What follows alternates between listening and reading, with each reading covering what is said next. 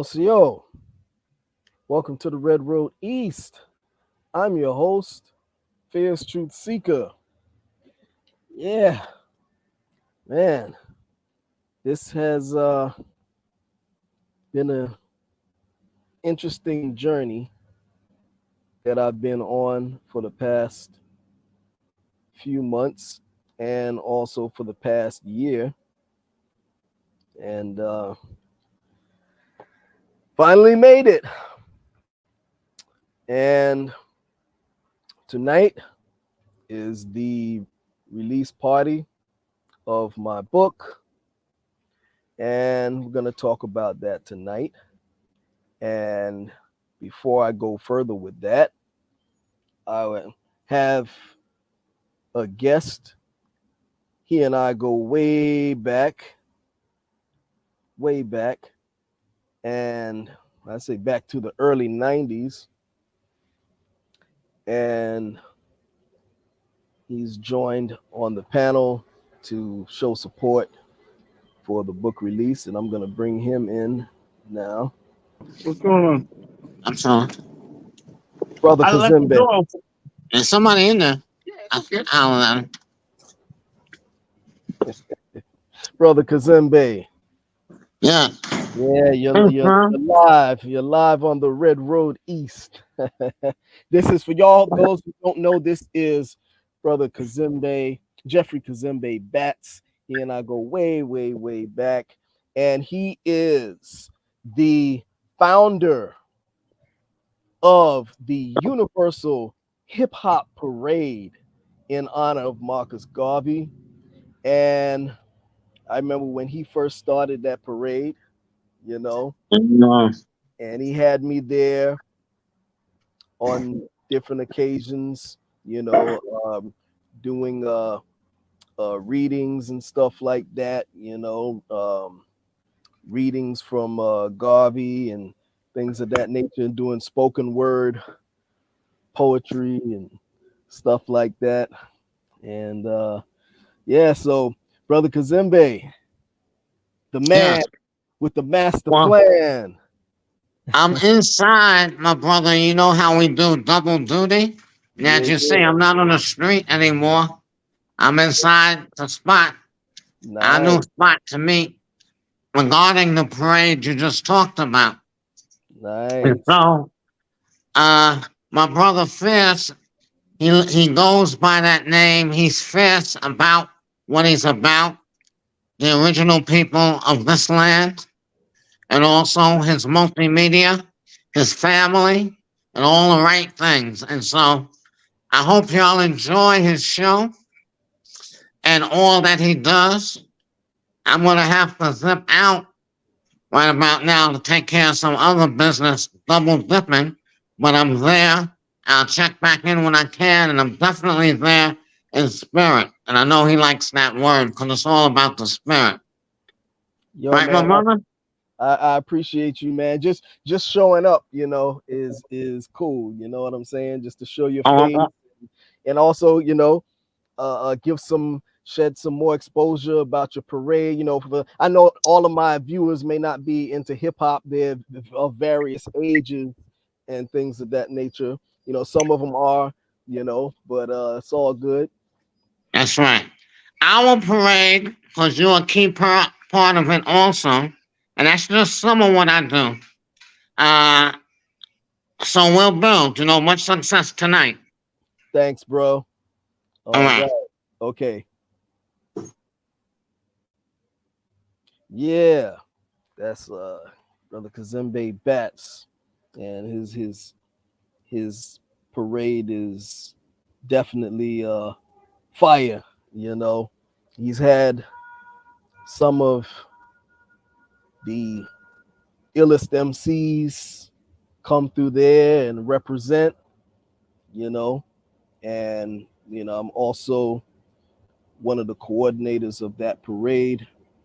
They're gonna have the next one this year coming up. So yeah, all good. Yeah. And let's see who all's in the house. Let's see, we got Anunnaki, El Bay, Los Page. All right. Running Bear. Peace, peace. All right. We got Firebird, Gray Wolf. I sent you the link, Firebird. It's in your email. Um, okay, and we got Ninky Stratton in the house. Ninky, how you doing? Long time. That's my timekeeper. Uh, yeah, and we got Turtle Gang in the his house. Yeah, locked in. Pan Africa versus Wabos, huge build, big debunks, outrage debates, 2024. Pan Africa, Abos, Indians, with is which is going on around here. Da, da, da, da, da. Okay, I guess that's a something he's got coming up. Okay, definitely support Turtle Gang. Turtle Gang has been on the show more than one occasion. You know, he's part of the family, and definitely, and we'll definitely be having him back on here at some point. And let's see who else. Khalil. Oh, my good brother Khalil. Peace. If this is the same, I don't know if this is the same Khalil that I know from round the way back in the days. I'm not sure. It looks like it, but I'm not sure because there's some other names in the middle. But I think this is the same Khalil from that I go way back with. I'm not sure. Ah, yeah, Ocean Avenue. Okay, yeah. Definitely, definitely. Yeah. And I gotta link you with brother Kazembe too, Khalil. You may want to yeah. You may want to be um you may want to be affiliated with that hip hop parade too. Um some of everybody else has been affiliated with it, you know. Um and for those of y'all who don't know, brother Khalil is one of the illest MCs. One of the illest. Yeah. But I'll keep that on the low for you. You know, he might be keeping the low profile. Yeah. But anyway, who else? Uh, who? Let's see. Who else we got in here? All right. And I put out the invite to a few other people as well. And so, but anyway, yeah, it's been a real challenge trying to put this book together. I had a lot of technical issues. And by the way, Los Page, your book should be there any day now. It should be there any day now. You got the tracking number, so yeah, just be on the look. It'll probably come maybe Monday if you haven't gotten it already. Um, but yeah, so my challenges. So this is for those of y'all who don't know. This is the book. Oh, you got it. You got it. Oh, wow. Nice. See, so if you want to leave a comment in the comment section, definitely, or even if you want to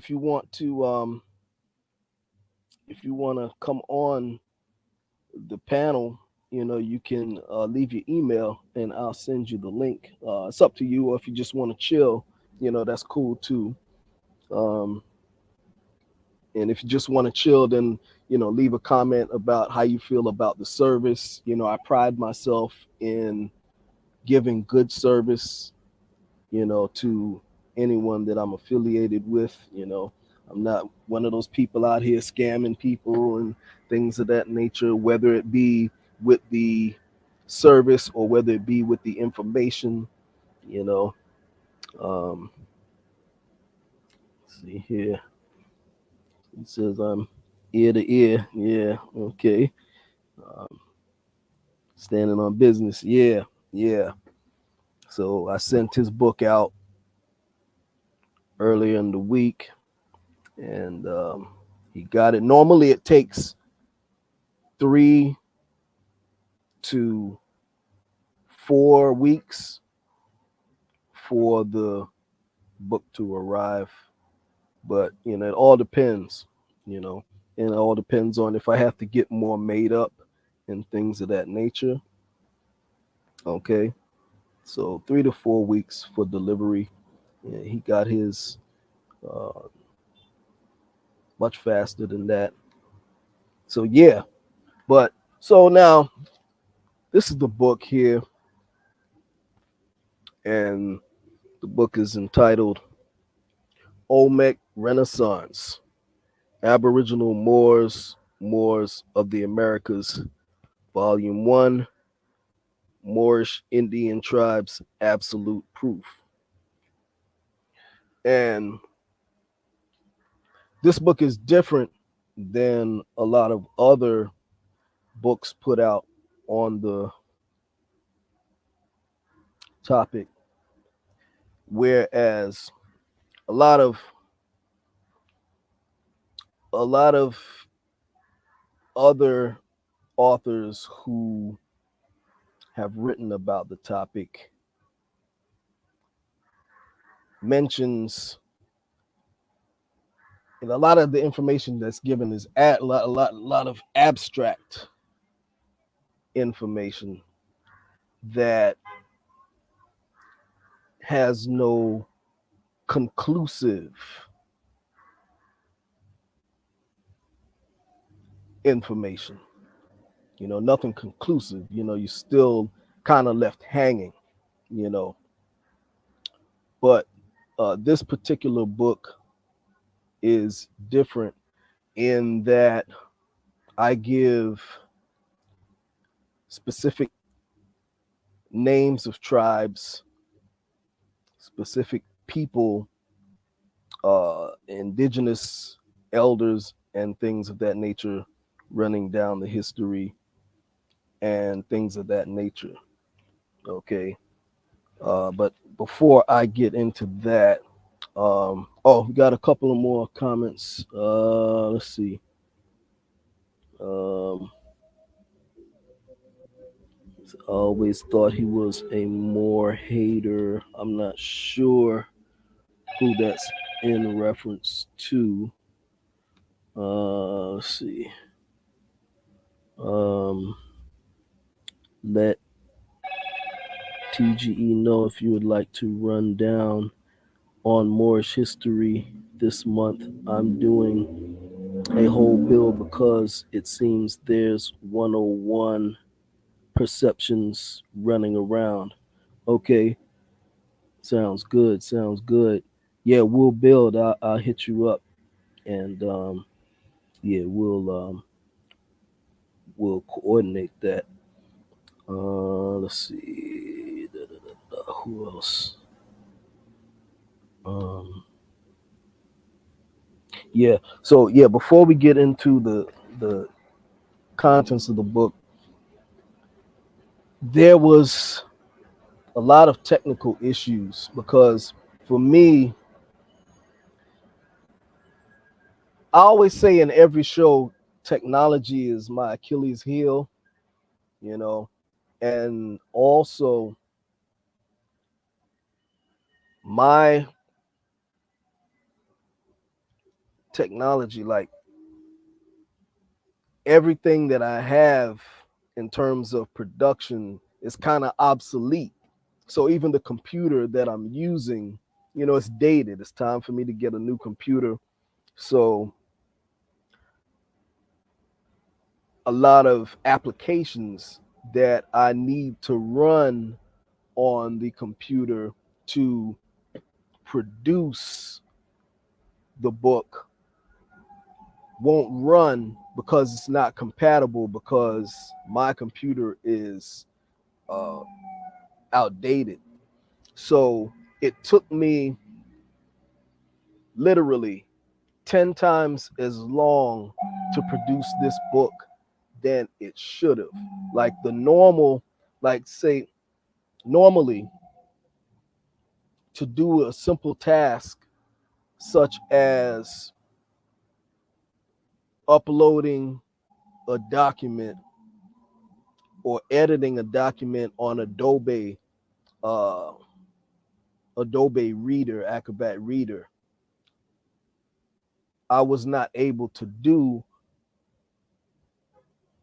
because I tried to subscribe, but and I even paid for it, but I was not successful because they said that my computer was outdated and it's not. They said I had to upgrade the computer. Basically, realistically, I had to get a new computer, and I still haven't gotten the new computer yet. My nephew just gave me a computer. He builds computers and things of that nature. So he gave me one that he refurbished. And however, I wasn't able to use it because I had to transfer the document over, um, on an external hard drive and things of that nature. But I had to complete the editing of it because what happens is I found out when I was doing the self publishing, I found out that it wasn't as simple as I thought it was going to be, because not only do you have to format the text into a book format, but you also got to do they say you had to also flatten and embed the text. And I'm like, what the hell is that? I never you know, I never heard of that before. So it was a serious learning curve because I had to learn about what is flattening, what is embedding, how do you do it. And then on my outdated computer is another story in and of itself. A lot of the tutorial videos that I was looking at that tells you how to do it, it wasn't even relevant because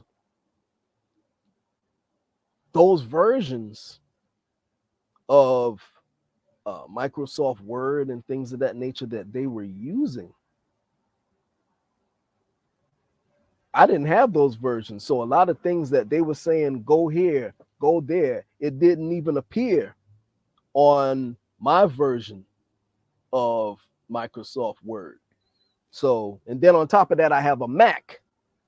So to add insult to injury, you know, so it took me a long time, and then my computer started crashing. It started, shutting down. I wasn't even able to get audio on my computer. That's how, it's just collapsing. I had to delete a lot of files and things just to get back some memory and things of that nature so that my computer could run, you know and it's just time, for me to get rid of this computer, put the put the next computer that I have up, but again, I couldn't transfer those things onto an external hard drive because what it is, let's say if you have some text, let's say if I create a document and I send it to you, whoever you may be, it could be anybody. The way that it's formatted on my computer it may not be configured the same way once you put it on your computer. The text may be jumbled up and all in disarray because you have to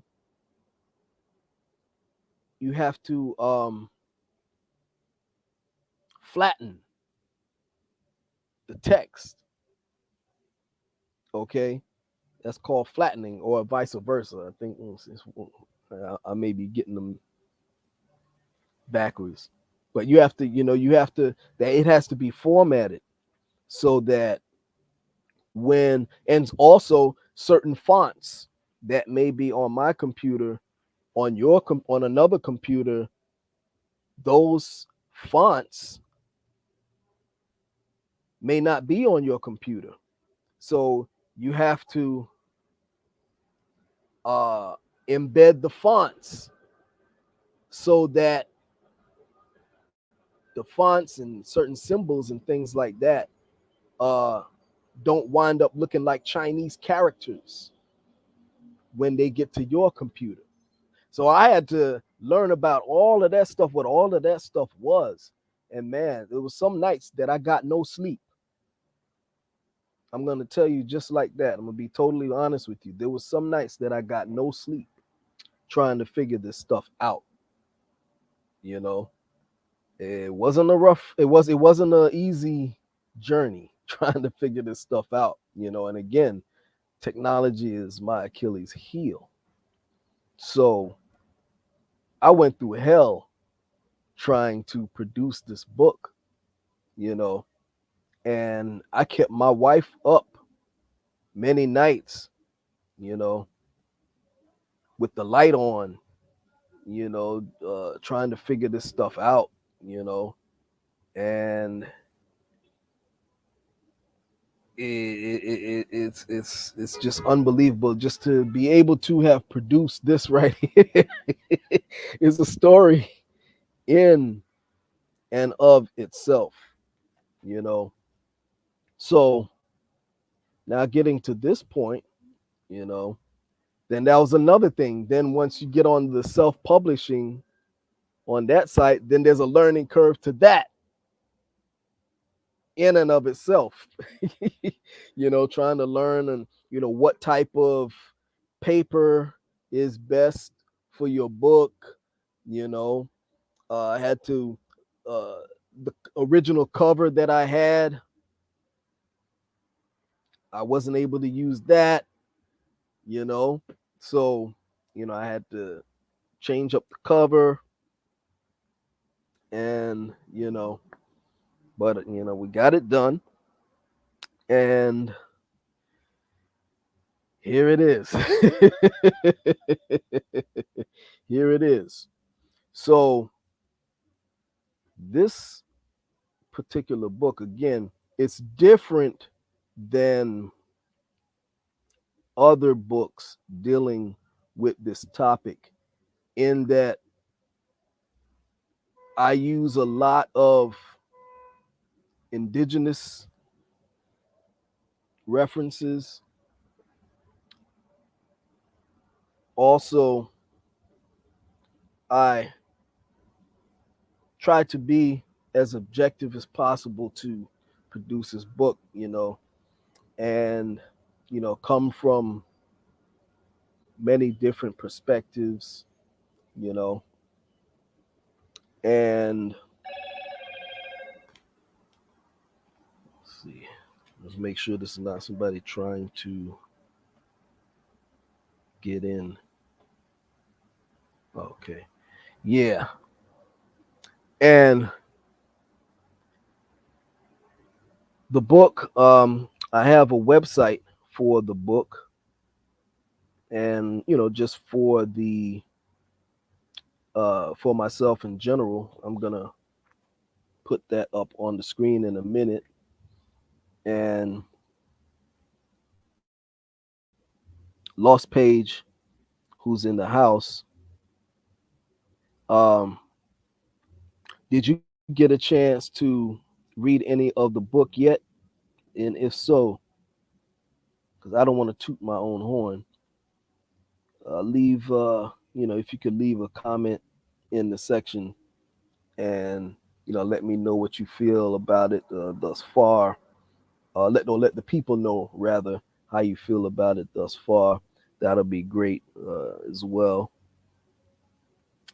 And for those who are new uh, uh, to this channel, I see there's more people who are viewing than is in the chat. So for those who are new, this is the Red Road East show. Okay, I have a television show as well as a YouTube channel, and it's an indigenous TV program dedicated to archiving and preserving the history, legacy, and culture of indigenous peoples east of the Mississippi River and the Caribbean. And the reason for that is that there's many books and documentaries that deal with the Western Plains Indians.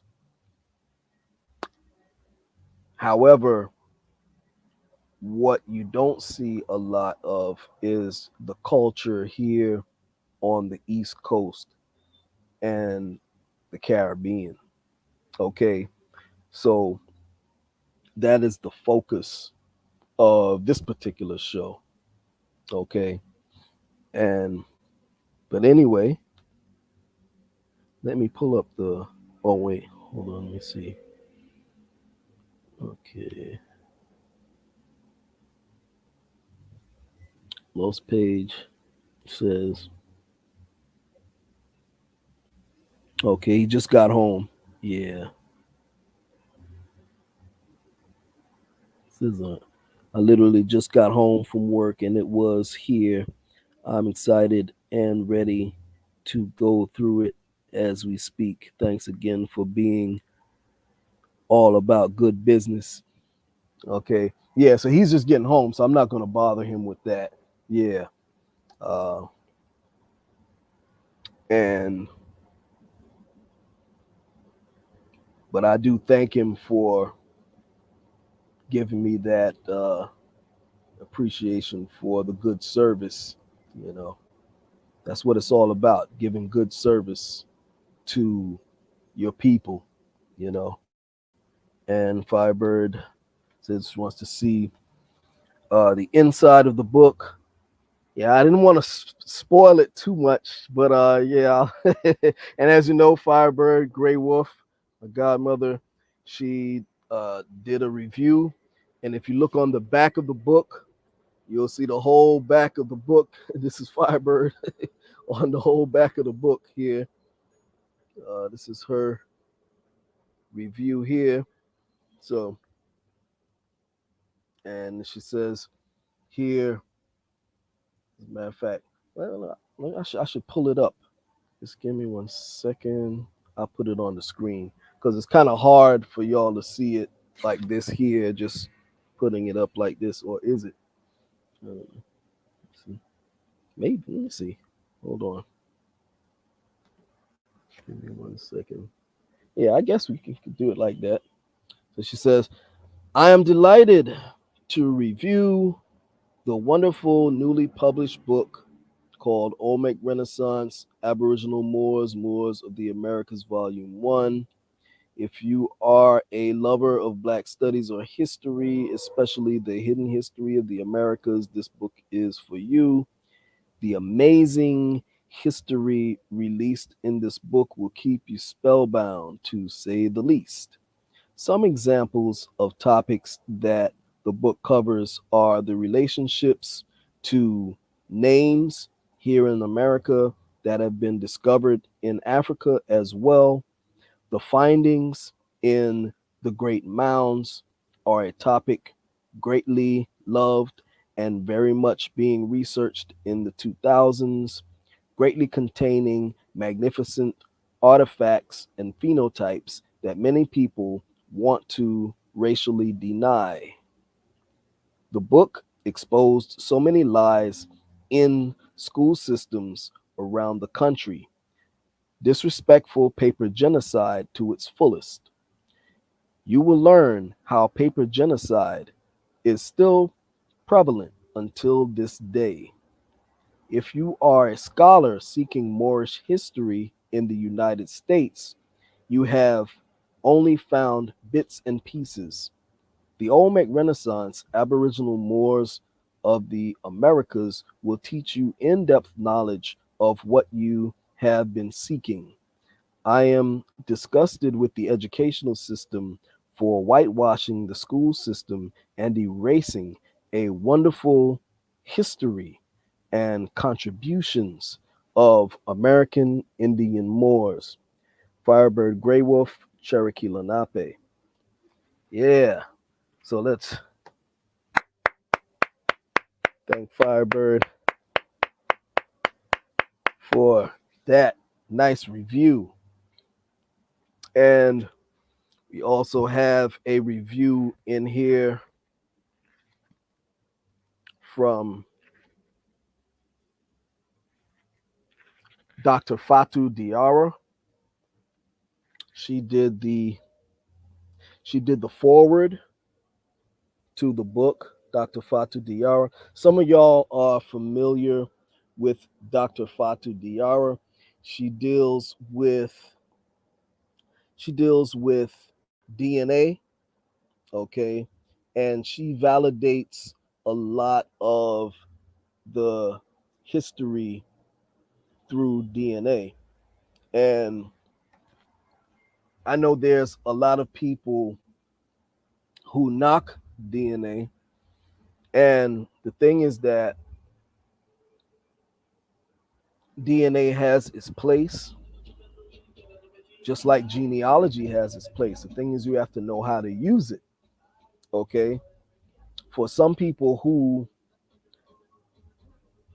don't have, there's like I know there's some people, that I know personally, who don't have genealogy. They were adopted. So for a person like that, genealogy doesn't work for them. Okay. However, the DNA will work for them because it allows you to do research in terms of DNA relatives and where your DNA relatives come from and who they are, you know, and it can put you in the right direction to relationships and kinfolk and things of that nature. Okay. I can speak for myself. Like for me, I was given. Oh, wait a minute. I forgot to send an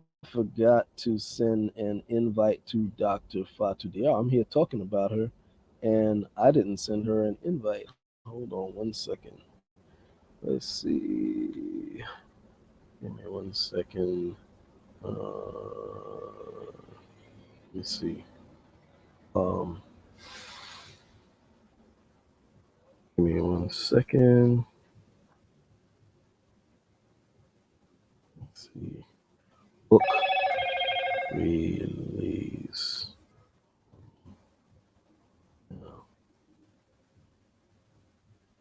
Uh, Here's the link. Okay. One second. All right. Okay, so I sent her a link in case she wants to join in. And yeah, so yeah, for some people that don't have genealogy is good. And like me, I had genealogy.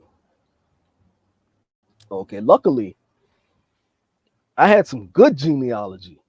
And I had genealogy going back, way back, that I pressed my elders for. Okay. So I have a lot of genealogy that even a lot of my family members just don't have, because I press the elders, you know. And however, genealogy is ongoing. Okay. Genealogy, that's like, you know, when you think you have got it all, there's still more. Okay. And there was certain branches on my family tree that were not as strong as other branches. However, when I did the DNA, I met certain DNA relatives that also had genealogy. And we compared our genealogies together, and we compared stories together, and particularly if you're talking about indigenous, you know, uh, it's even better, because it confirms those stories. Okay. And so by doing that, I was able to take my family tree to a whole nother level, you know. And some people say, well, you know, those are not your real relatives and blah, blah, blah, blah, blah, blah. That's not true. Because number one, when I met different DNA relatives, we're related to the same people. We have the same forebears. Okay. We have the same aunts, uncles, grandparents, and things of that nature. So whoever says, when people say that, they're way off. Okay. And so, you know, we can't get dogmatic. You don't want to turn things into a religion where say, oh no, I just don't deal with DNA. You know, cool. Don't deal with it. You stay back behind your genealogical brick wall. You know, that's why some of us can trace our history going hundreds of years beyond what you can, you know, because we're not stuck into dogma. Okay. Keep your mind open to all things. Okay. So, yeah. So, Dr. Fatu Diara did the forward, and this is her here. So, in the forward, she said, it has been a pleasure knowing Fierce Truth Seekers since 2015. Fierce and I have been in mutual interest groups surrounding the origins of quote unquote African Americans and Caribbean people.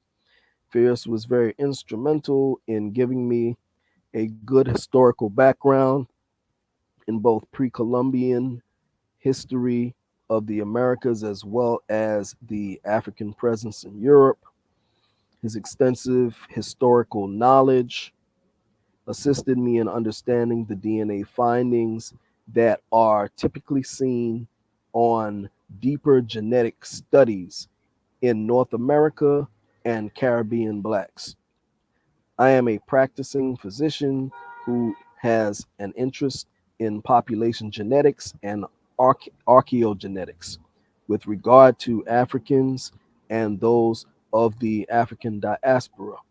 I did not fully grasp the deeper genetic findings on both sides of the Atlantic Ocean until I started reading the historical resources that were referenced to me by Mr. Fear's Truth Seeker. His in depth understanding of ancient anthropology and population genetics is not only a science, but it is also an art.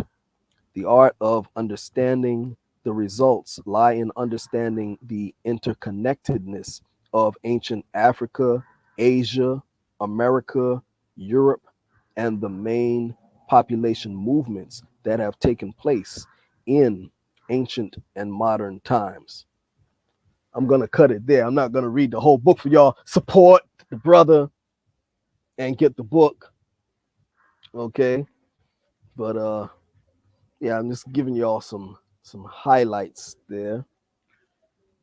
And let's see here. Let's see, read some of the introduction. So what I'll do, I'll skim through certain parts. I know people want, I want people to buy the book. But see, this information, a lot of the information in this book I've been sitting on for decades. And I can proudly say that there's no one out there who has this information. Okay. There's no one out there who has this information. And I've purposefully been sitting on this information so that I could drop it in the book. Okay. I don't care what channel you listen to. No one has this information and no one can substantiate the claims that I'm making here with absolute proof. Okay.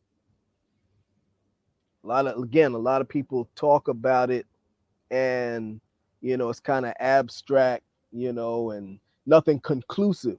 But in this particular work, I give information that is conclusive.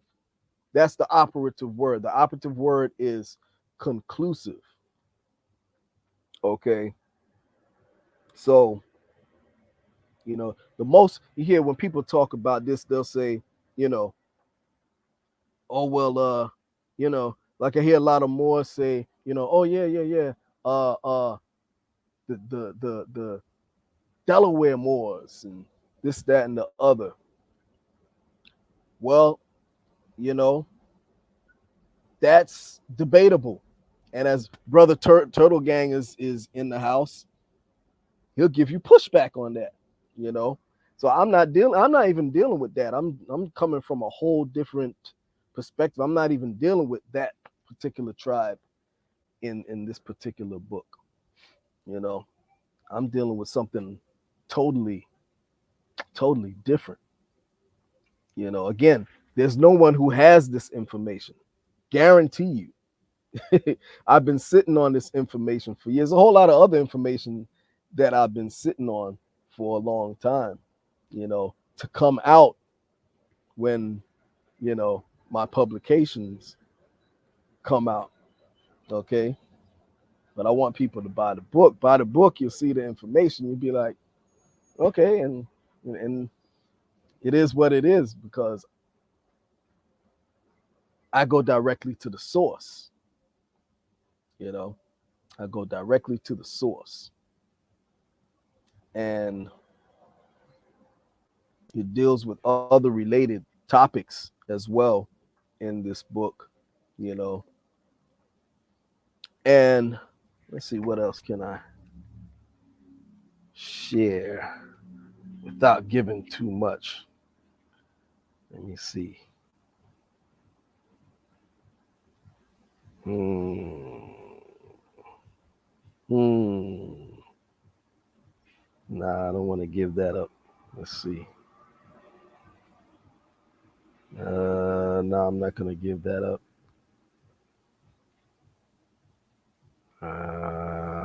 Let's see.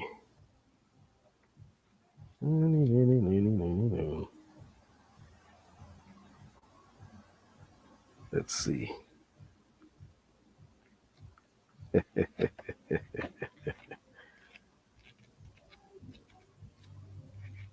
Let's see.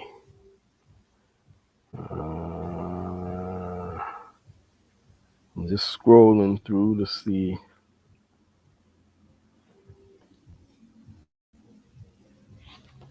Yes, yes, Fiber. Years in the making.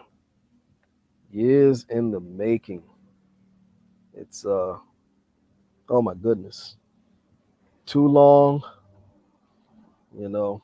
I'm mentally drained right now. I mean, this took so much out of me. I've been even hallucinating, man. I mean, you know how when you don't get a certain amount of sleep and you start to see things, you know? Oh my goodness, that's how much work was put into it. And this is volume 1. I'll be, you know, having volume 2. Thanks so much, Firebird. Volume 2 coming out as well. And I have a couple of other books that hopefully will be out, at least one of them, before this year is out. I hope to put out um, one of the other books, if not two, before the year is out. And oh, good question. This is a real good question. This is somebody new. It says, congratulations. Does your book explain how DNA tests connect you back to your ancestors? Um, well, the book doesn't deal specifically with DNA in terms of connecting to your ancestors. See, the thing is with DNA, connecting to your ancestors, see, when you get a DNA test done from one of these companies, these like Ancestry, 23andMe, and stuff like that, and you get your DNA results, that's not really going to tell you that. That's not going to tell you how. It's not going to connect you like that. You know, you have to go deeper. Like when I did mine, I took my raw data, uploaded it to GEDmatch, and then sent that raw data to a geneticist based in Australia who deals specifically with Paleo American DNA. Okay. So unless you do that, then just getting a DNA test is not going to tell you much in terms of in terms of who you are connected to ancestrally. Okay. Because basically all it's going to do is tie you back to Africa. And again, I'm not saying that some of us are not connected to Africa, but you have to get someone who knows how to look at those markers from a different lens than just the general lens that is seen by these geneticists who run these companies. Okay, because a lot of that DNA that they're calling African is actually American. Okay, so and I pride myself in being the first one to put on social media an article that talked about the parasite that was found here in the Americas, where they found that the malaria parasite was found preserved in amber right here in the Americas. I believe it was 15 million years ago. Don't quote me on that date, but I was the first one to put that article out uh, on social media. Okay. So what that did was it allowed the uh, geneticist who does the Paleo American DNA to look at that, what they're calling African. And I'm not saying I'm so, because he's got his other stuff too that he deals with to validate that as well, which I'm not going to talk about because if you really want to get information on that, then you should go and you should support that brother and let him look at your data and break that down. But he's got other information that goes along with that information that just totally demolishes uh, all of these false claims that try to make the autochthonous American and African. Okay, and again, that's not to say that there is no African DNA that runs in the blood of um, some of our people here, but you have to be able to not fall for the okey doke, you know, just because they say that's what it is. Okay, so to answer your question, it's not just as simple as getting a DNA test done and saying, "Oh yeah, see, it says I'm African," or it says I'm this or I'm that or no. It goes deep into that. It has to be analyzed further. Okay, so let's see, and we got yeah. Remember how we were constantly attacked? Yeah, yep, attacked way years back before the new generation ever thought of these histories. Yep, that's true. Okay. Firebird and I were attacked for talking about this stuff back in the days. Big time, long before any of these new YouTubers were being attacked for talking about this stuff.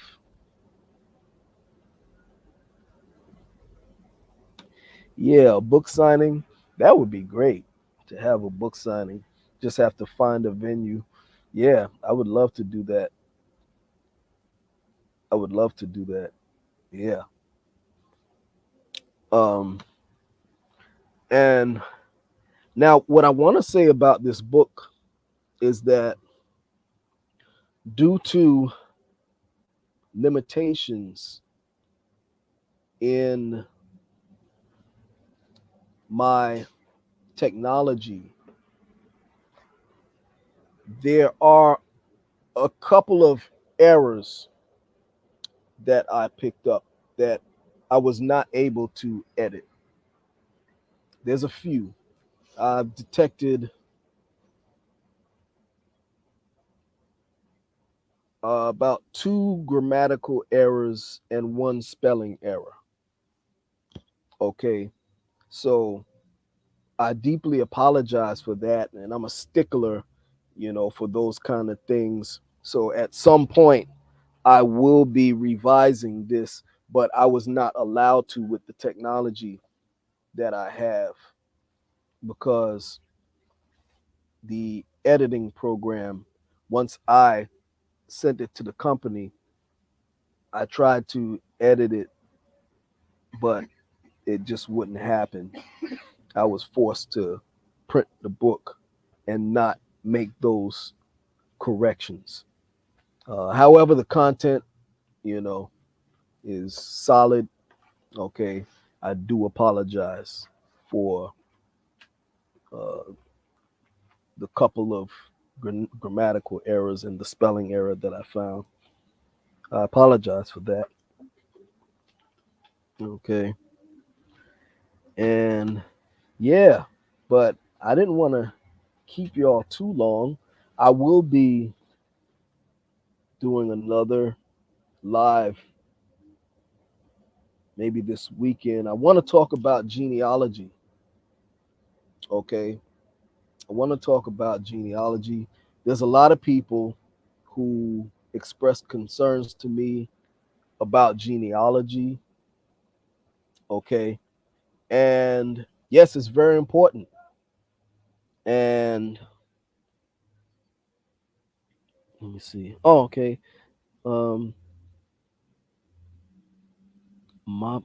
Let me see. Pardon my eyes. I don't want to butcher your name. Mobbin Mike. Is it? I don't know if that's an O or A. I'm supposed to be wearing reading glasses, but I'm trying to exercise my eyes so that I don't get dependent on any of those things. But it looks like Mobbin MC. No, I'm not Mobbin MC. Mobbin Mike is what it looks like. Thanks for the explanation, brother. That's why I haven't gotten a DNA test yet. It just always seemed too simplified to believe. Exactly. I've been watching you for a while and have your old interviews. Yeah, yeah, yeah. You can't go by, as I say, if you just go by the DNA test as they give it to you, you're gonna be misled. I'm telling you, you're gonna be misled. Okay, it's too general. You know, you want to talk to the geneticist I was telling you about in Australia. You want to talk to Dr. Fatu Diarra. Okay, and I'm gonna have Dr. Fatu Diarra on the show, even if I have to get my belt and drag her from drag her out here from where she's at to get her on the show. She's been promising me another interview for the longest, and she went on another show when she said she was busy. I'm calling you out, Doc. She went on somebody else's show. I was hurt. But yeah. But so I'm hoping to get Dr. Fatu Diarra on the show very soon to go more in depth because she's doing a lot of good things. It's like with all of these disciplines, whether anthropology, history, things of that nature. If our people are not present and active in these disciplines and looking at it through our lens, then other people are gonna present information and it may not always be accurate.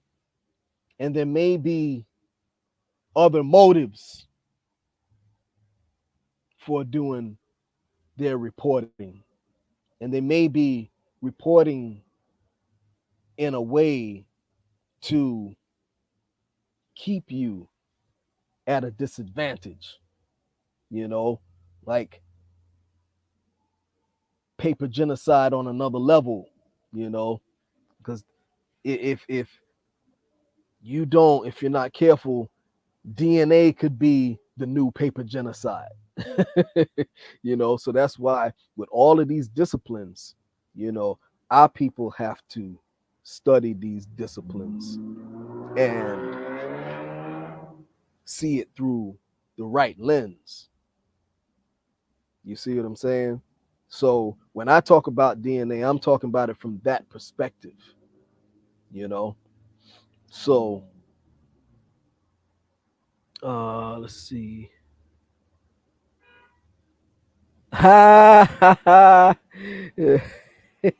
You read my mind, Fiber. We're gonna pop the champagne or Thunderbird. Yeah, sparkling cider.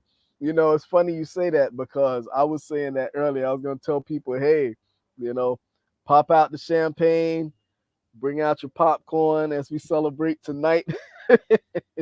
So Firebirds on the right frequency. Oh no, don't tell me we got Dr.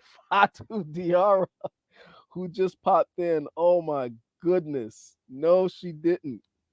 No, she didn't. Doc, you must have heard me talking about you. I just I just saw the email. Yeah. I told my viewers, I said, because somebody asked a question, a very good question about Hmm. DNA. I like this Mobbin Mike guy. He asked some good questions. Hmm. He asked, let me see if I can find the original question. We got some good people in the house. We got Turtle Gang in the house. I don't know if he's still there. We got Turtle Gang. We got Firebird. We got we got you now in here. Oh, PNF. Oh, how did I miss that? PNF in the house. Hey, peace, good brother. Got Lost Page. Got a lot of the heavy hitters in here. My good brother Khalil, good brother Khalil from the Bush Babies. We go way back. We go way back. Man, we go. I remember brother Khalil when he was a teenager. One of the illest MCs. But let me see. Mob and Mike had a good question. I'm trying to find the first question he asked. Let me see. How do these comments get lost? Sometimes these comments get lost. I'm scrolling through. It was not that far away. Okay, here it is, right here. So he asked a good question. He said, "Congratulations. Does your book explain how DNA tests connect you back with your ancestors?" So I brought your name up, Hmm.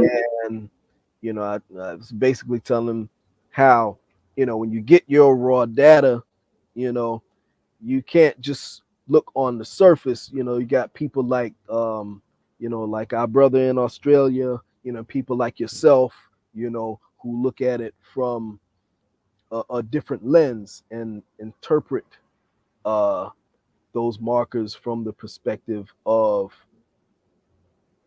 the Paleo Americans, Hmm. you know and I was telling them, I said, I'm gonna have you on. I said, I told them, your review is in the book, and I'm gonna have you on the show. And I said, I'm gonna hopefully have Dr. Fatu Diarra on the show soon.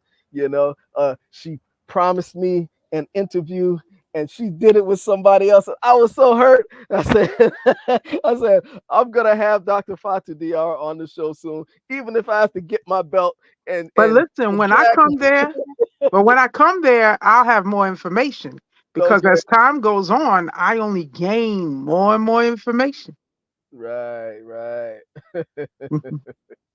I was just joking. I'm not bitter. I know, but that is Come with true my though. brother.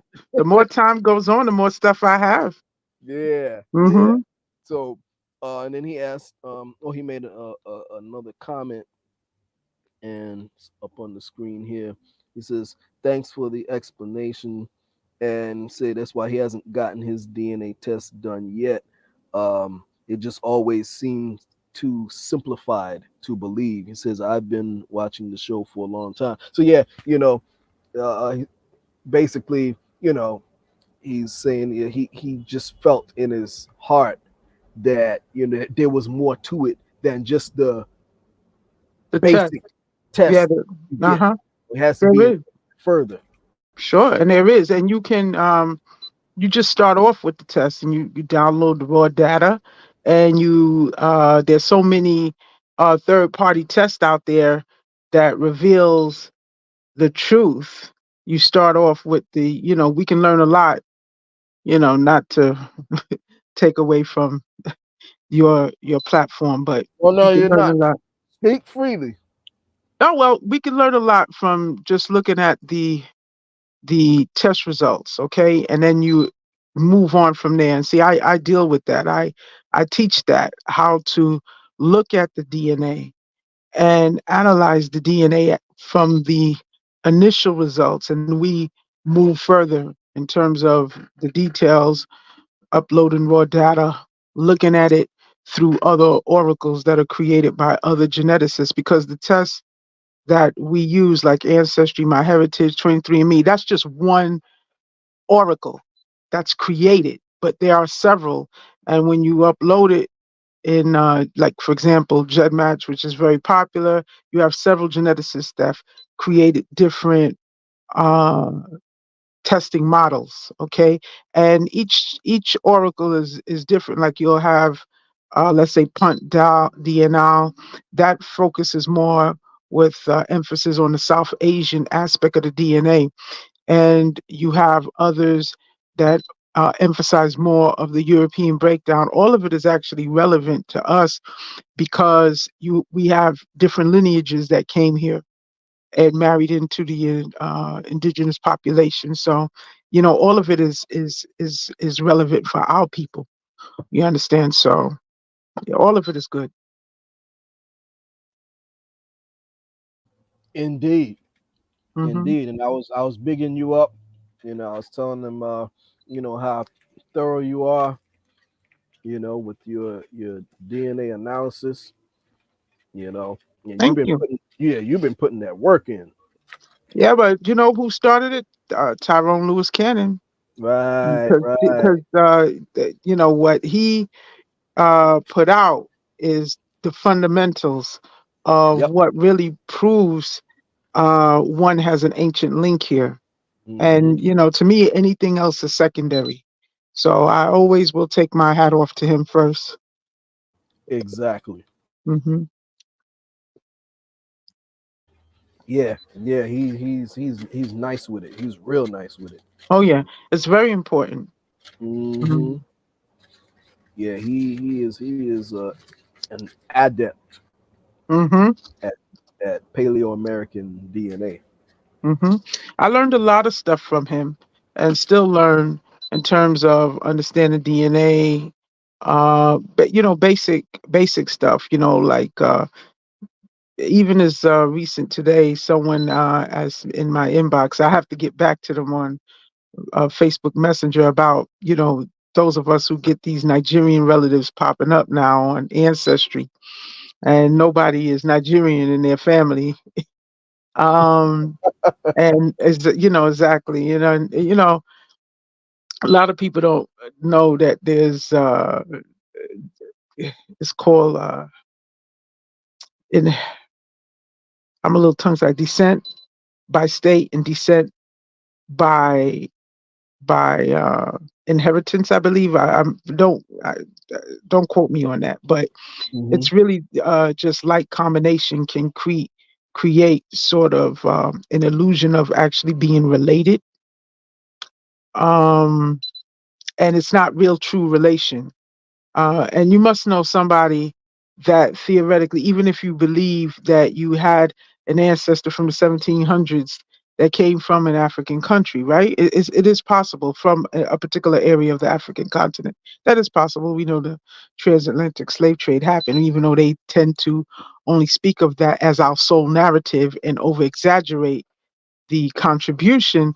Nevertheless, it still happens. So that is possible. If you just think about that, you wouldn't still be related to anybody that would show up on a DNA test. And the reason why I can prove that is because the threshold of inclusion for the relatives on Ancestry is actually lower. They use 8 centimorgans, I believe, as their cutoff of inclusion as a cousin, right? But when you go to 23andMe, their threshold of inclusion for the relative, they have a higher threshold. So there are relatives that I know for a fact are my relatives, right? Because I know their lineage just like they know mine. They are showing up as relatives on Ancestry, but by the time I get to 23andMe, they don't show up related to me. They may be related to my uncle. So Mm, if that happens with relatives and there we may share a great great grandparents, great a set a pair of great great grandparents, and I lose the connection on some DNA tests, right?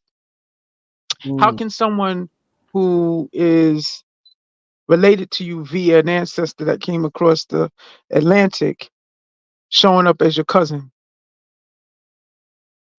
mm, Do you see my point that I'm making? You hmm. must know that that's not real. Yeah, yeah. Like my brother is full Ghanaian, right? We have, he's I hate the word, but he's my half brother. But Yeah. but for example, he did the 23andMe. He has relatives in Mexico, 100% Mexicans, showing up as his cousins. That those are not real cousins. Mm, mm. No. Nobody is Mexican in his lineage. I'm not talking ancient, but even if it was ancient, that's too far away for a cousin to pop up, Right, right, right. and vice versa. Sure, certainly they have African ancestry, Mexicans, many of them, even if it's a tiny percentage. But no, that would be too distant in the past to be related to him. So those are not real cousins. Mm,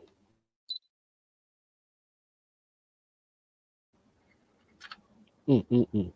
So it's little things like that that that's important to understand, so we can understand how to. Because if you don't understand that, and you see somebody, of course, there's always an Igbo man. That's going to be your cousin, right? Because that's part of the narrative. The Igbo man is your cousin. Mm. You know.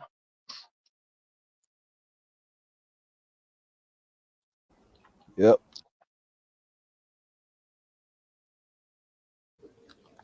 Yeah. I tell you, you you need to come out with your book quick fast. Yes, I'm working on it actually. I'm working Beautiful. on it. Yes, Beautiful. yes, I'm working on it. Because I want this information to get out. People need to understand how not to be tricked by the DNA test, and how the DNA test actually really reveals what we are. It really tells exactly what we are. Okay, it reveals that we are Aborigines mixed with Moors. And this goes back from pre-Columbian times up into the recent times, to the cleansing out of Europe, into to the recent times of the Moors out of Europe being cleansed and sent to the Caribbean in high numbers and to the colonies. And it goes back even to pre-Columbian times. You had pre-Islamic Berbers mixing in with the North Americans. You had West Africans crossing, particularly into the Caribbean and South America. So we were mixing over the different periods.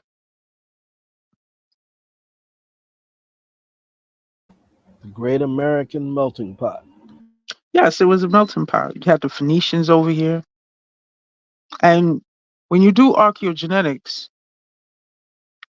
and that's another great field, of course, everything is not revealed. I mean, none of these things are perfect because you have people in high places that do want to hide the truth. But whatever they are revealing, if you understand how to interpret it, it's still helpful to us, even though it's not everything, because of course, nobody is coughing up the bones from the southeast or any of those Negro skeletons. They're not using that as a basis for us matching our bones against that, because that would just be the end of it all, Exactly. right? Right, because Mm-hmm. that's theoretically, but nevertheless, the bones that they do allow us to match our DNA against, we still match them, even though they're primarily Mongol. Uh, exactly, we still match them. And the other thing, with regard to the Phoenicians, you have Phoenician colonies. You brought up the Phoenicians, like in Sardinia and Tunisia, those skeletons, a lot of us match it. We also, some of us, or a lot of us, I should say, also match Otzi, because there was an ancient relationship between us and Bronze Age Europeans. So a lot of the people here on the Eastern Woodland corridor have a lot of ancient crossing and matching to the ancient European skeletons. As a matter of fact, outside of the Bantu and the Khoisan, which are the primordial populations that my mom matches, which is expected, my mom's next closest match are the ancient Ibermarusians. And I find that to be quite common for many people from the East Coast, in the tribe or outside the tribes. Mm. Matches to the ancient Ibermarusians of North Africa, and also ancient Europeans who would have been the brown Europeans. We have a lot of genetic sharing. As a matter of fact, when you look at Otzi's ancestral composition, it is very genetically similar to the people that belong to the Lumbee tribe. He has the genetic evidence of having lineage from here. Who was that? Otzi, the 5,000-year-old frozen mummy that's found in the Alps, Mm. he has a Jed Match kit. And if anyone plays with Jed Match and you plug up Otzi's Jed kit, you will see that he has what they call the Native American DNA, about maybe, I don't remember the exact percentages, but maybe 30 up to 30%. He has South Asian DNA. He has African DNA. He has Pygmy DNA to, in terms of the type of African DNA, Mandinka, Bantu. Mm.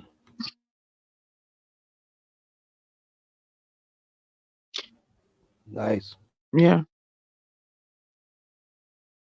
And Firebird is asking about pre-Viking contacts. She's asking you about that.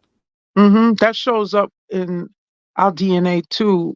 When you analyze the DNA, particularly of people who have like, I call it like a northern pattern. They're more Algonquian, Iroquoian, as opposed to Muskogean dominant. They're more Algonquian dominant.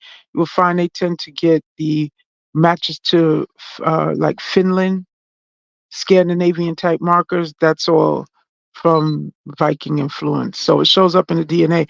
What's amazing when you really get into the DNA and start looking at it in detail, it's really like a footprint going all the way back, more than people realize. Because even though in theory it only goes back, some will say 8 to 10 generations on average, or 6 to 8. What happens is that if you have been mixing among yourselves, it's the same DNA that's recirculating. So I've seen people from the Caribbean, like Jamaica. I've seen a lot of Jamaicans with matches to Sicily, and that's not something that just happened. This is when you had the cleansing out of the Moors, or they were called Saracens in that area, and they came during that period of the early 1500s. Many of them came into the Caribbean, Mm-hmm. and some actually came to what would become the colonies too. They started then. Mm-hmm. Hmm.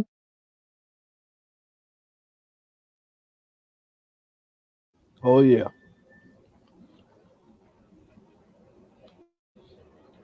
And Also, you had the fact that 11,500 years ago, you had Americans going up into Europe and North Africa as well.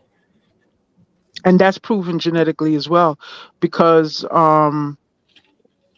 I had this also confirmed by the owner of Native DNA, Chris Lusakis, because I noticed looking at North African samples, particularly if they're not too miscegenated and they preserve their original genotype, they tend to get tiny Native American markers. Now, the significance of that is not so much they got it directly from the Asian population. They actually received that from us because we carried that. We carry those markers. We just don't Hmm. carry a lot of it because we gain those markers by virtue of them being here for 10,000 years. So we carried that to North Africa, and we see evidence of that when you do archaeogenetics. You will see that compared to West Africans further south, we have more matches to the ancient Nubian sites, whereas we'll get something like up to 20% similarity. The West Africans further south, they'll get 1%. So we have more matching. We have matches to the Guanches, the Mediterranean, Hmm. Greece, ancient Greece. So all of these things are proven by archaeogenetics that our presence was known in the Mediterranean. And we have deep dives, which matching to the ancient skeletons in the old Mediterranean and North Africa. We have an ancient relationship with the Mediterranean and North Africa. That's been proven. I'm not Oh yeah. talking about, you see, that's been talked about by historians. What's nice is that I actually see it genetically, not Mm, only through modern DNA testing, I see it through archaeogenetics as well as through the DNA testing. mm. So now, because of the advancement of genetics, we're able to support what these historians were saying. We don't need to debate it. We don't need to theorize with doubt. It shows up in the DNA. Hmm. Exactly. Exactly. And you're using the right approach. You're using the history Hmm. alongside with the DNA. That's how you do it. That's how you do it because something has to explain it. You know, if I'm looking at like my mom, she has matches to Tunisia, and my uncle has matches to Algeria, and a lot of us, have we actually have a lot of genetic similarity to the unmixed Algerian Mozambique population. I could prove that. It's not theory. I don't do theory. I can show by the DNA matching. Um, so, and that's not everyone. Because if I look at, let's say, someone from Latin America, let's say who's a mestizo, I'm actually thinking of a sample. Most of his matches outside of Spain, of course, would be the Native American populations here in the Americas. And outside of Spain, his matches was just a little bit of Algeria, but more Morocco. That's Mm, yeah, ours was less Morocco and more Algeria. mm, Yeah. mm. You're getting a question here. Yes. Is there a timeline of this interactions of these interactions and markers we can study? The best thing you can do is to sequencing.com is is an excellent tool where you can look at it. It requires a little practice, but you will get it. It looks at the DNA in terms of when these different groups came in to your DNA. Now, what 23andMe does is like a very, very rudimentary timeline. It's a form of sequencing, actually, but it's too simplified and the timelines are not really accurate, but they have the idea correct in terms of which came first in terms of in your genome. You understand what happens with the sequencing app, the map my genes part of the sequencing, it actually looks at your DNA from the very beginning. So you see the pygmy, then you start seeing the Bantu, and it goes up, and you start to see where these groups come in and Right, converge. This is right. why I was able to see, and for myself, wherein why we all get gypsy, Romani gypsy DNA. Mm, Just about all of us get it. Now, when you look, you will see, and then we would get these matches to Pakistan. A lot of our people don't understand. Well, what am I doing with Pakistan? And Afghanistan. The reason why is because a lot of that came in through the Romani gypsies, and we gained that DNA, especially those of us from North America to uh, the Caribbean that came under the British. We gained that DNA from England.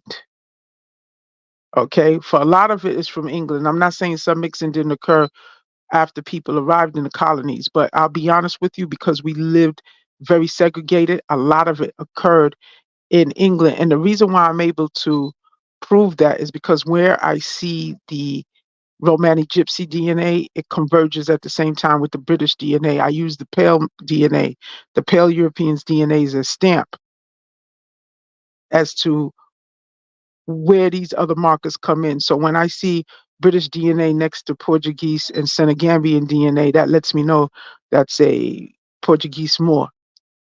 And they mixed into the bloodline while they were all in England. Because think about it, where are you going to get a simultaneous mixture of a Romani Gypsy, Ashkenazi Jew, um, a African mixed with Portuguese, which is a Moor, right? Iberian Moor, mm, and plus with a pale British person. Where are you going to have all of those people converging at one time? That was London, England, mm-hmm. in the 1600s. So it's like detective work, Right, right. You have to be like a detective. right? And you're getting another question here. It says, can you and Fierce have a lecture dealing with this website so we can have so we can have a deeper insight? I would have to plan that, but sure.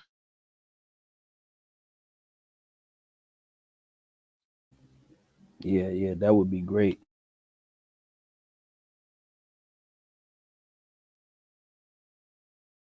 In order to understand it, you will have to also understand the components of populations as well, and that helps.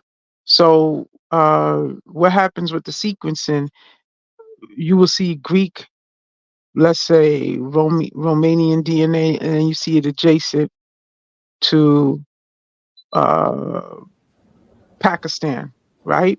You would have to understand that it represents an individual's components. It's not a Greek person.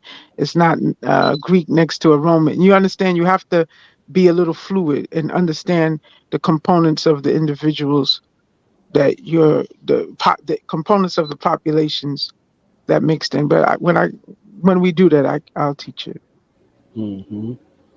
And you got another question here, which yeah, I'll take the first part of it, and you can delve in as well.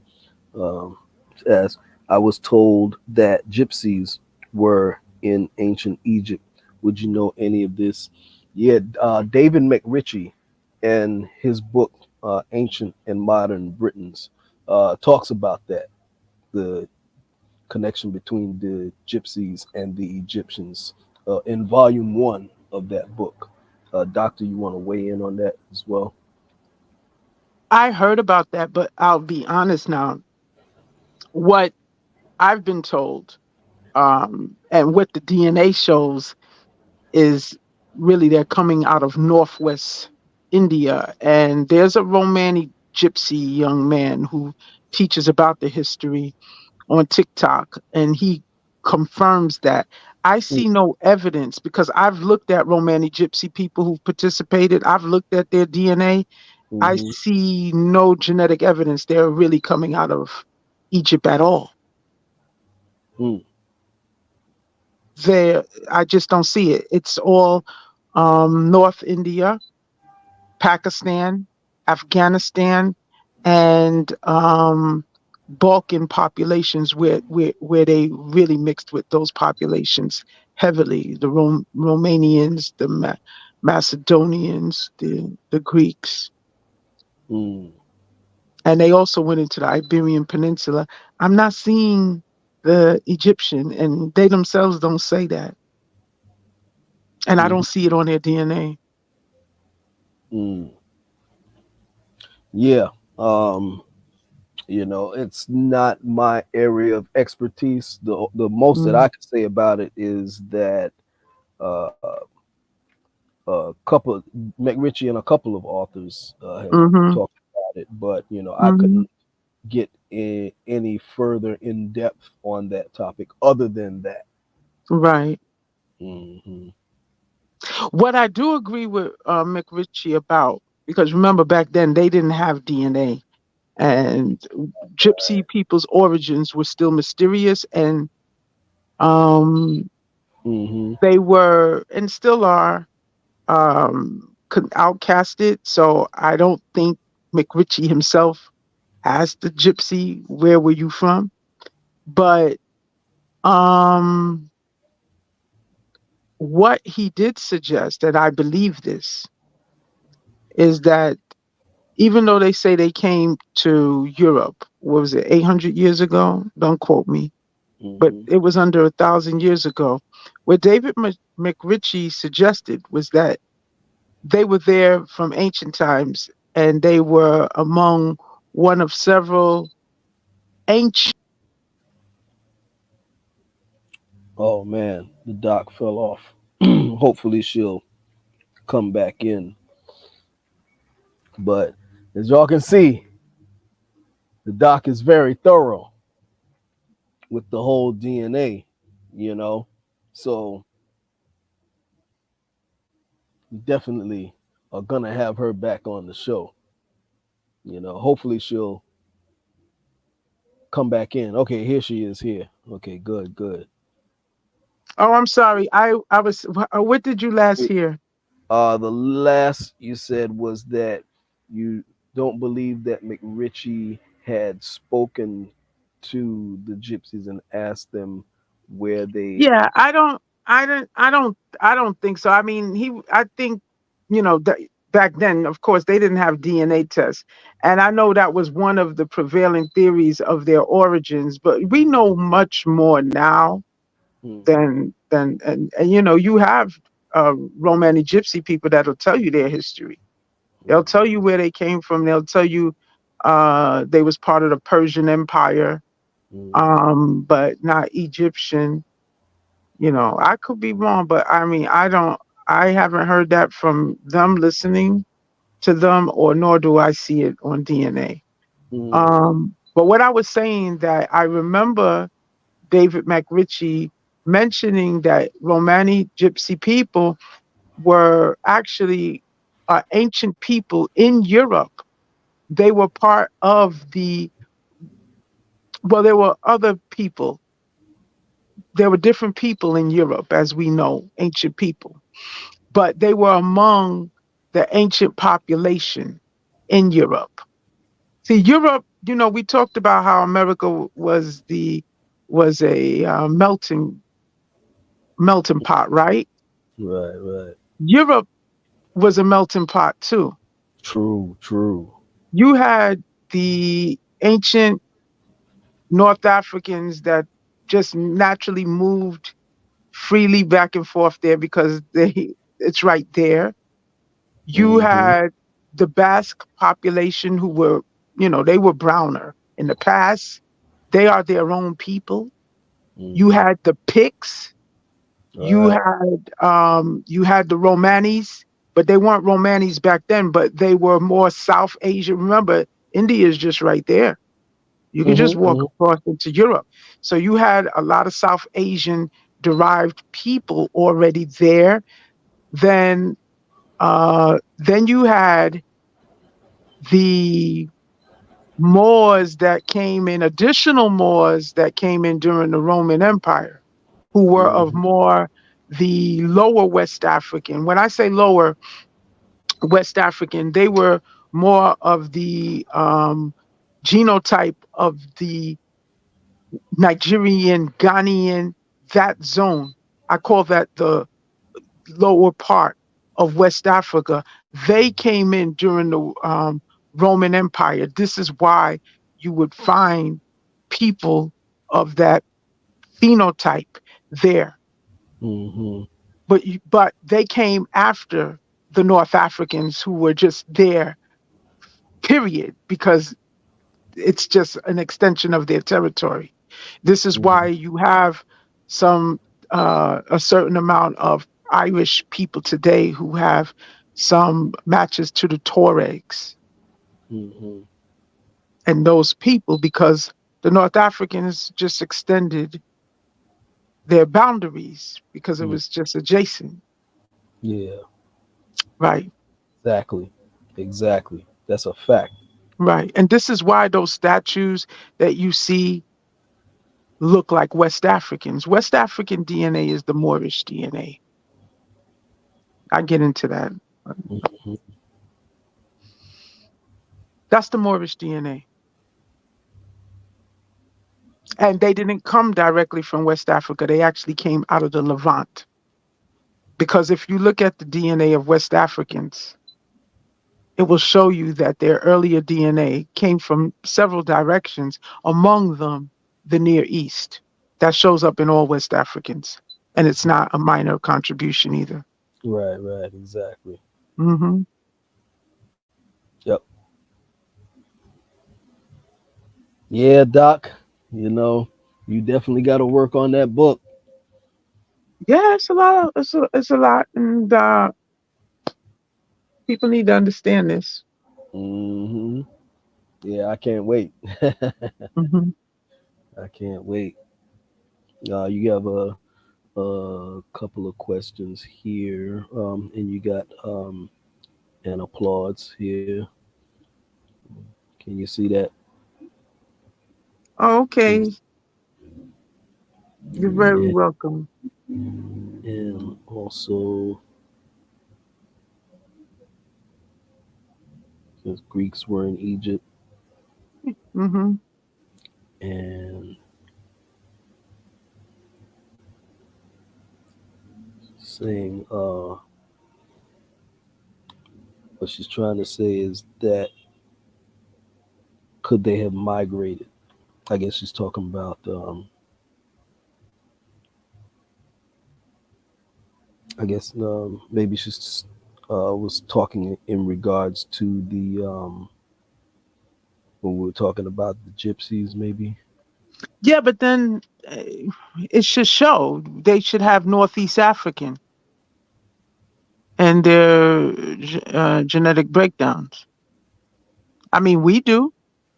Hmm. Okay. And getting another. Where's the doctor located? And if in New York, could we have a roundtable discussion somewhere?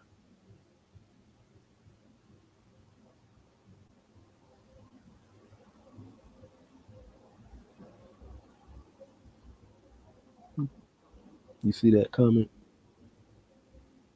or question rather? I yeah, I don't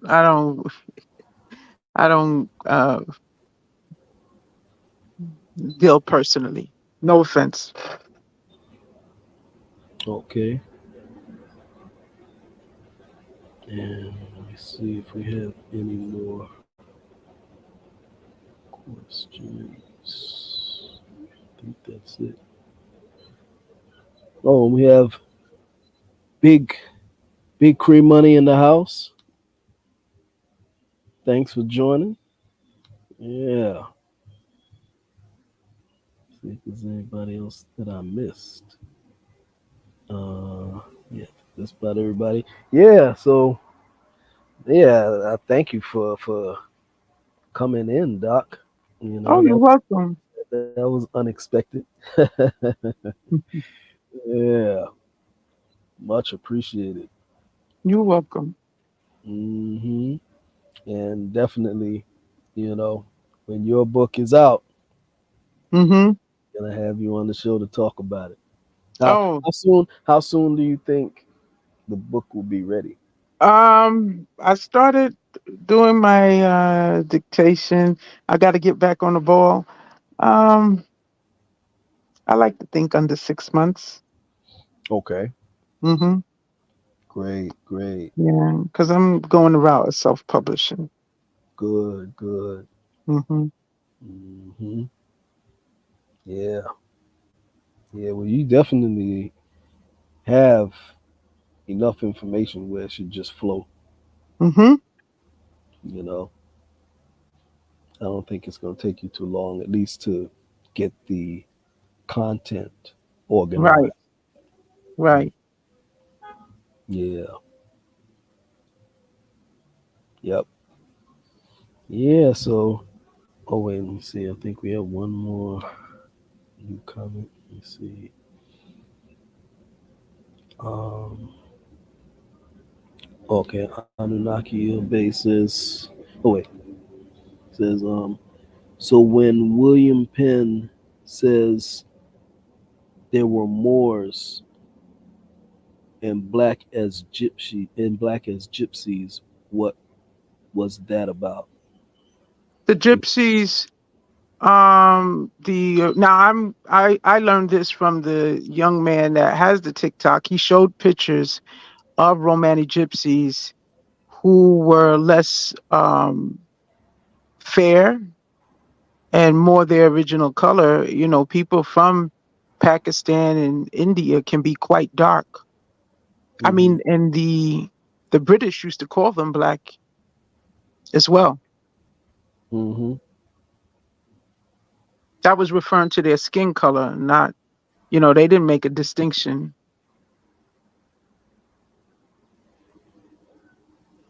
And he's got another statement here. I think you pretty much just answered that with the noose, what he's asking now.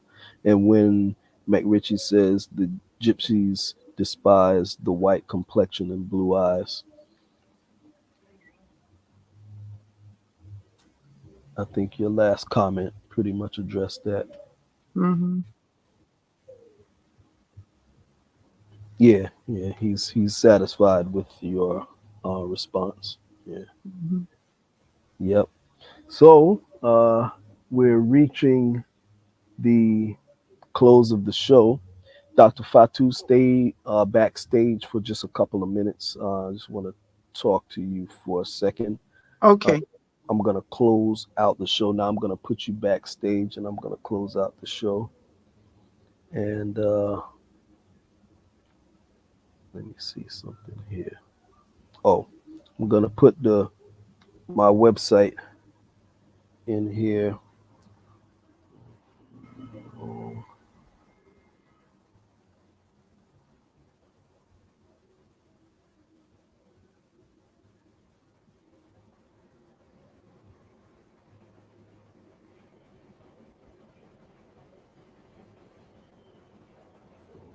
second.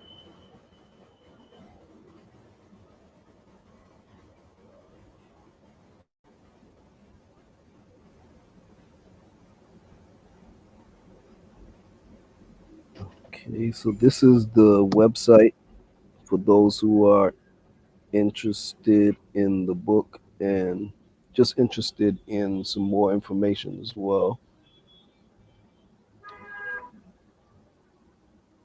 It's http colon slash slash original landlords turtle island .in. Okay, and you could order the book from there. Got a couple of t-shirts as well. and adding, constantly adding. I'll be adding more um, products as well pretty soon. Okay, and we got a couple of people. Got one person who just joined in. Okay, Richard, Richard Neil Bay. Hey, peace, peace. Thanks for joining. He says peace to the peace to the room, and also peace to the teacher. All right, yeah.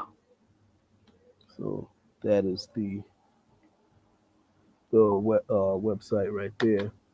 I'll put it up again. Original HTTP colon slash slash original landlords with a Z. LAN. Oh, wait a minute. Pardon, that's a typo. I'm sorry. That's a typo. Hide this. That's a typo. I left the D off. Um, Let me see here. Um, I'm gonna delete that because I spelled it wrong. Let me HTTP colon slash slash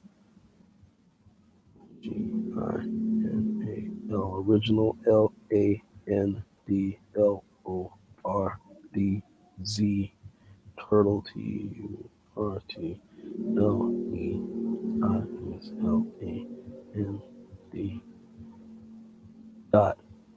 .IN. That should be it.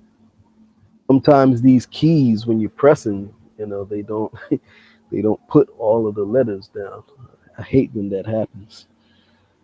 Okay, so that should be better. I gotta see it on the big screen because on this laptop it's so fine I can't make it out. Okay, now let's see. Or let me just make sure I spelled it right. Original landlords with a Z turtle island.in. Yeah. Okay. Yeah, that's it. Let me just click on it to make sure. Yep, that's it. I just clicked on the site. If you click that link, it'll take you right there. Okay. So he says it's working. Thanks. Anunnaki Obey. Yeah, the link is working. All right. So we're gonna close out the show now. Thank everyone for joining. And again, this is the book, Original Landlords. I guess I'll be I'll give up a little something. I guess I should, right, Doc? Just read a little tiny paragraph. Let's see. Yep. Yeah. So, uh, so in the introduction, I'll go to half of it because I know it's getting late and I wanted to be out of here by 9. So the in the introduction, I talk about how. Actually, I should read the introduction. I'll read the introduction. It's not long. The Olmec Renaissance, Aboriginal Moors of the Americas book will enhance the knowledge of anyone who is familiar with Moorish history and will certainly enlighten the minds of those who are just learning about the subject. The book begins by, by laying a foundation for those who have misconceptions about African history, which is key to this discussion. African contributions to the origins of civilization has been severely undermined in world history books. And despite the advent of the internet information age, the ignorance of that continent's global legacy has grown exponentially. African seafarers have traversed the world's most huge bodies of water for countless millennia. They have even made their way to the Americas before Columbus and before the Asians who migrated to these shores of Turtle Island. When those Africans came to these shores, they were greeted by a dark skinned, copper colored, woolly haired people who were autochthonous to the land. So before I start losing some of my Aborigines out here, you know, I make it clear in the introduction that when those African seafarers came here, they already met a copper colored autochthonous people that greeted them when they came. Okay.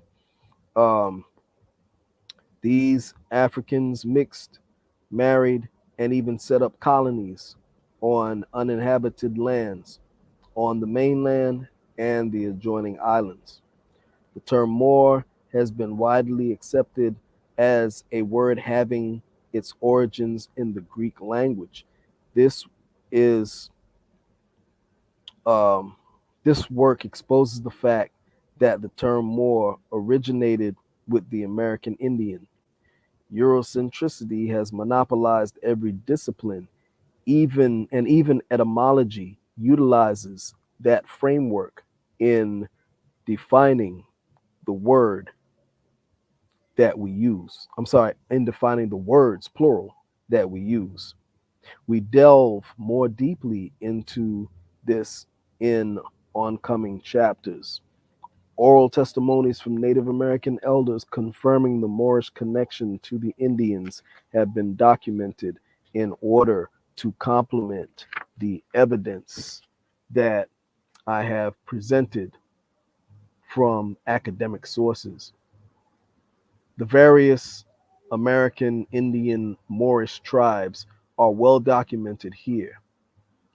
The evidence is so overwhelming that the topic is not even debatable anymore. The fact that there were tribes such as Mandinka, Matabitinas, Matavitinas, Barabios, etc., which are all tribal names found in Africa, doesn't require a degree in rocket science to recognize the validity of pre Columbian contact. The mounds hold an incredible amount of Moorish artifacts. Many of these artifacts depict human figures with negroid features. Their characteristics are synonymous with that which is found in West Africa and the continent in general. The Phoenician, Celtic, Libyan, and Egyptian presence is all over the Americas. The Moorish titles Il and Bey in ancient America was buried in the mounds, drawn on ancient petroglyphs, and used by rulers on this soil. The fez headdress was also used in pre Columbian America. It was also used by different tribes in America. Arabic and Proto-Hebrew script has been found all over North America, as well as Egyptian hieroglyphics and artifacts. The most distinguishing feature of this book is the presentation of Indian tribes that were called Moors. This book is the first and only text to cover this subject, and I'll cut it there. I just wanted to give you all a little bit of flavor. Okay. And yeah, so that's it. We're past the 9 o'clock mark. We're at 9:07, and yeah, thank you all for joining. Oh, okay. Anunnaki Ilbay is on page 23. He's in it. He's in it. He's in it. He's got the book. He purchased the book, and he's in it. He's already on page 23. He says, I'm on page 23. Oh, man. Thank you, my brother. And yeah, so I'm going to close out the show now.